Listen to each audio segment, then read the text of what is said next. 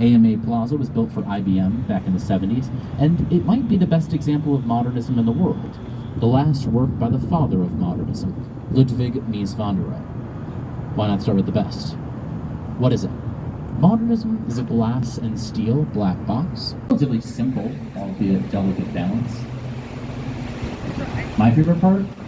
Just look up into our reflection.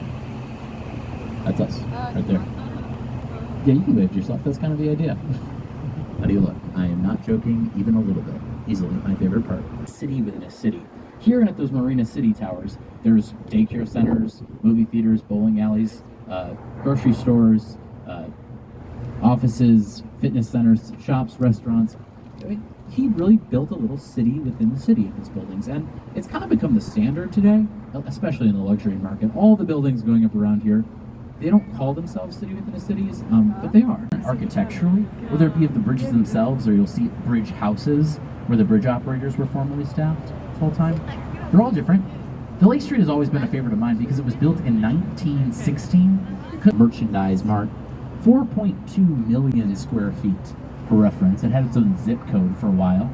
Still has its own L stop. It's well maintained as an office building, which this new tower will golden top of the carbide and carbon, which I and most call the champagne bottle building, I think for obvious reasons. The tallest building in Chicago. For a week. So not as long as the Sears holding that same exact record 50 years later. Next to this glass addition to the London Guarantee, LH for London House is the rooftop bar that opened with the hotel. Voted the #2 rooftop bar in the country last year. Although you got options, there are lists online of the 50 best rooftop bars in Chicago. So it's one of many options. Peeking out behind the Wrigley, always iconic at Michigan Avenue, is Tribune Tower. The winner, in fact, of a 1922 worldwide contest held by the paper, Colonel McCormick said, "I'll give a $100,000 prize to whoever can design the world's most beautiful office building." 250 hand-drawn designs from every corner of the planet Earth. One winner was to Howells and Hood. Gothic revivalist crown is probably its most iconic part. That created furs at the time of the Revolutionary War. We now have a trading post for Apple products, I guess.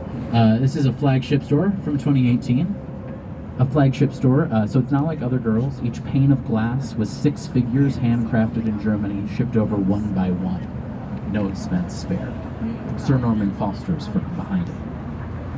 And then we'll go up and to the left. I guess we can stick with some iconic logos. You might recognize a peacock at the base of a spire.